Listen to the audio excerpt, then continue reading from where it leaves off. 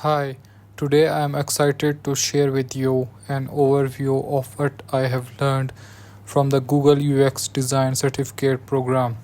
This program is designed to equip learners with the essential skills and knowledge needed to start a career in user experience design. Over the course of several months, we delved into the foundational principles of UX design, explored various design processes, and learned how to create engaging and effective digital experience. Let's dive into what this program is all about and what is UX design. User experience design is all about creating products that provide meaningful and relevant experiences to users. This involves the design of the entire process of acquiring and integrating the product, including aspects of branding, design, usability, and function. In essence, UX design ensures that the user's interaction with a product or service is as efficient, enjoyable, and fulfilling as possible. So, this subject of Google has been divided into seven segments or seven key components, which are foundations of user experience design. Number second is start the UX design process, empathize, define, and ideate. Number third is build wireframes and low fidelity prototypes. Number fourth is conduct UX research and test early concepts. Number fifth is create high fidelity designs and prototypes in Figma. Number sixth is build dynamic user interfaces for websites. And the last, number seven, is design a user experience for social good and prepare for jobs. So now I will be telling and explaining you one by one all seven of these components or segments or sections of UX design. The first part of the program is the foundations of user experience design. This section is crucial as it lays the groundwork for understanding what UX design is all about. Understanding UX design, we began by learning that UX design is about creating products that provide meaningful and relevant experiences to users. This involves the design of the entire process of acquiring and integrating the product, including aspects of branding, design, usability, and function. The goal is to ensure that the user's journey with the product is as smooth and enjoyable as possible.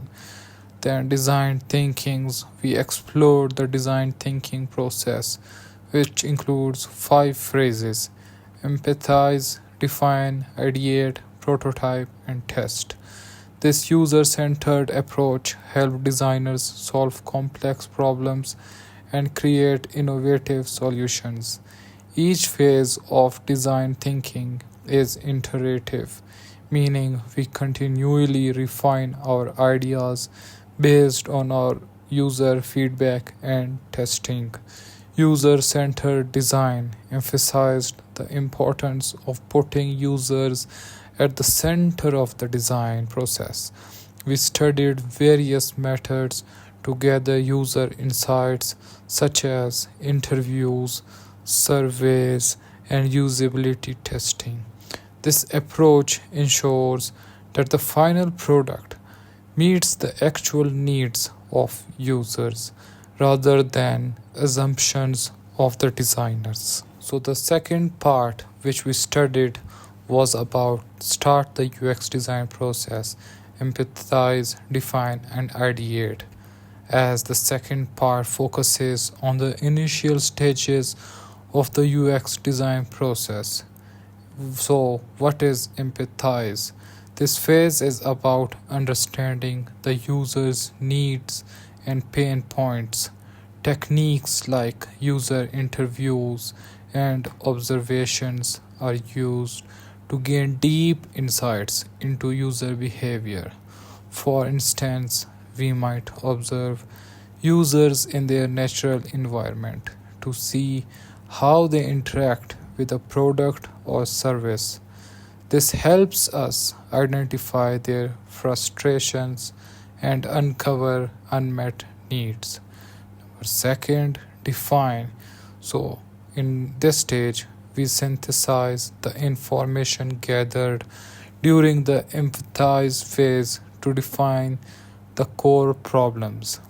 We create user personas, which are fictional characters that represent different user types, and problem statements to guide our design process. These personas help us keep the user's needs at the forefront of our design decisions. So, ideate. Here, we brainstorm a wide range of ideas to solve the defined problems. Various ideation techniques, such as mind mapping and sketching, are employed to generate creative solutions. The goal is to think broadly and consider multiple possibilities before narrowing down to the most promising ideas. The third part of UX design that we studied was build wireframes and low fidelity prototypes. So, in the third part, we move on to creating initial designs, wireframes. We learn to create wireframes, which are basic visual representations of a user interface. Wireframes outline the structure and layout of a page without focusing on design details. They help us visualize the hierarchy of information and plan the overall layout of the interface. Then, low fidelity prototypes. These are simple interactive versions of a product that help test ideas and functionality. Low fidelity prototypes are quick to create and useful for early stage testing and feedback. They allow us to explore different design solutions and make adjustments based on user feedback before investing time in high fidelity designs. So, the fourth part is conduct UX research and test early concepts, as the fourth part covers user research and testing early design concepts. UX research methods. So, in this, we explored various UX research methods such as usability testing, A B testing, and heuristic evaluation. These methods help us gather data on how users interact with our designs. For example, usability testing involves observing users as they complete tasks with our prototype to identify any issues or areas of confusion. Then, testing concepts. Here we learn to test our wireframes and prototypes with real users to identify usability issues and gather feedback. This iterative process ensures that the design meets user needs and expectations. We might conduct multiple rounds of testing, making improvements after each round based on our feedback. So, there are two types of UX research: qualitative research and quantitative research. In qualitative research, methods like user interviews, focus groups, and ethnographic studies provide in depth insights into user behavior and motivations. And in quantitative research, surveys, analytics, and A B testing provide numerical data that help to identify patterns and measure user behavior on a larger scale. So, user interviews are one on one sessions with potential users to gather detailed information about their experiences and needs. We learned how to craft effective questions, conduct interviews, and analyze the responses to extract useful insights. Personas are fictional characters based on the data gathered from user research. Personas help to keep the design process user focused and guide decisions throughout the design process. Then there is user journey maps. User journey maps visualize the user's experience with the product over time. They highlight user interactions, pain points, and opportunities for improvement. Creating use journey maps helps to understand the complete user experience and identify areas for enhancement. So, importance of prototyping is creating early simplified versions of a product to test ideas and designs. And there are also two types of prototypes: low fidelity prototypes and high fidelity prototypes. Low fidelity prototypes, basic, often paper based prototypes that focus on the overall structure and layout rather than detailed design. They are quick to produce and useful for early stage testing. Low high fidelity prototypes are detailed interactive prototypes that closely resemble the final product. These are used in later stages of testing to gather detailed feedback.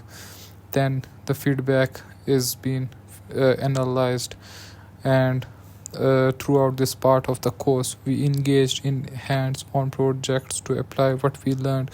We conducted user research, created personas, built prototypes, and conducted usability tests.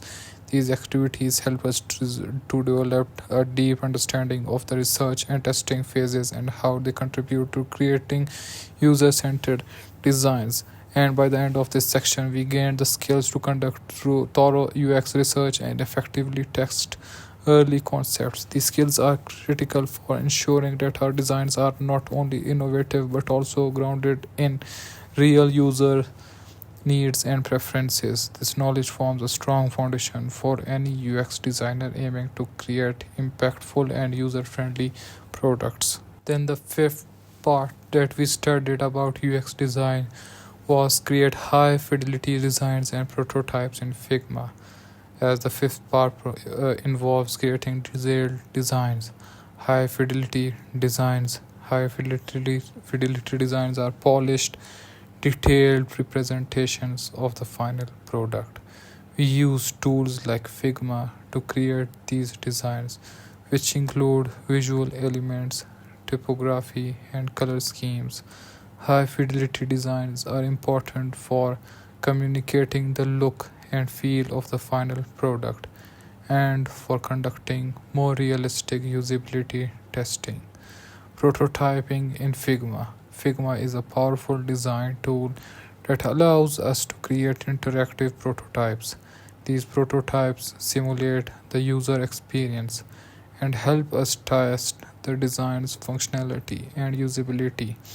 We can create clickable prototypes that users can interact with, providing a more realistic experience than static images. Then, the sixth part that we studied about UX design was build dynamic user interfaces for websites.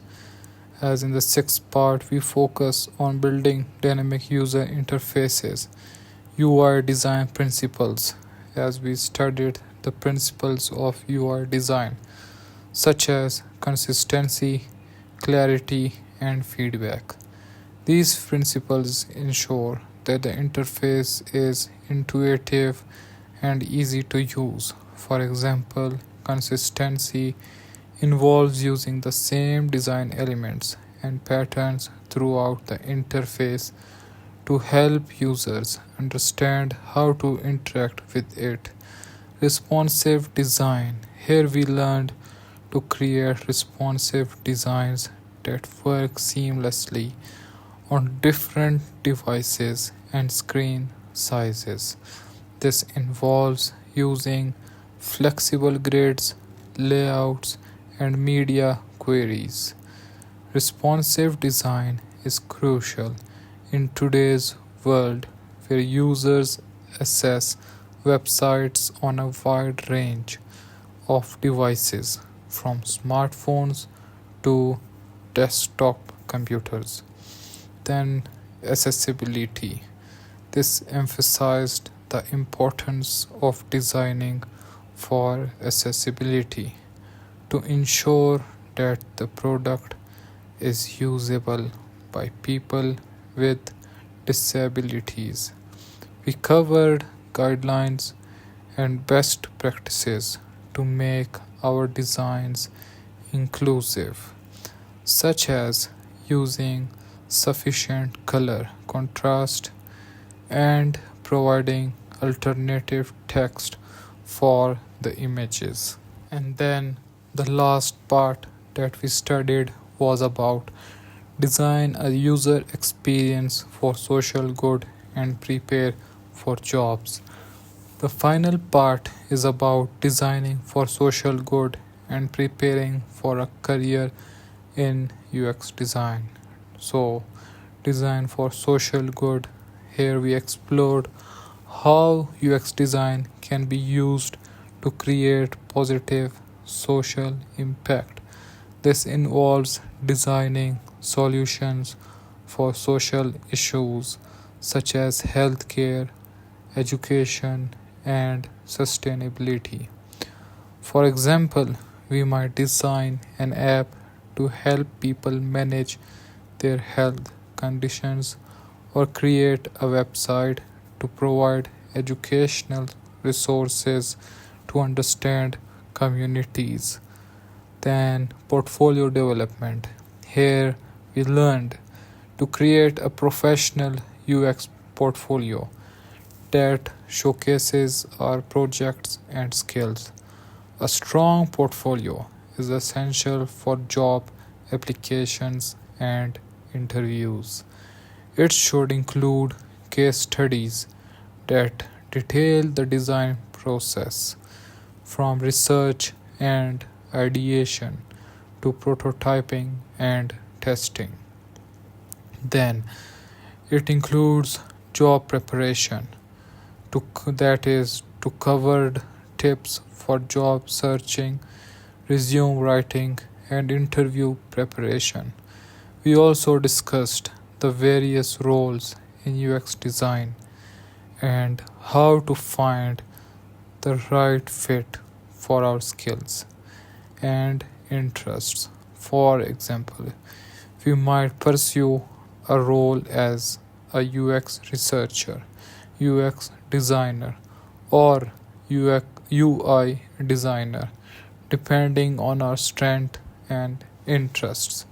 So, the Google UX Design Certificate program has provided me with a comprehensive understanding of user experience design, from foundational concepts to advanced techniques. I have gained valuable skills that will help me create user centered designs and make a positive impact. I am excited to apply these skills in real world projects and contribute to the field of UX design. So, thank you, and I hope you found this overview helpful.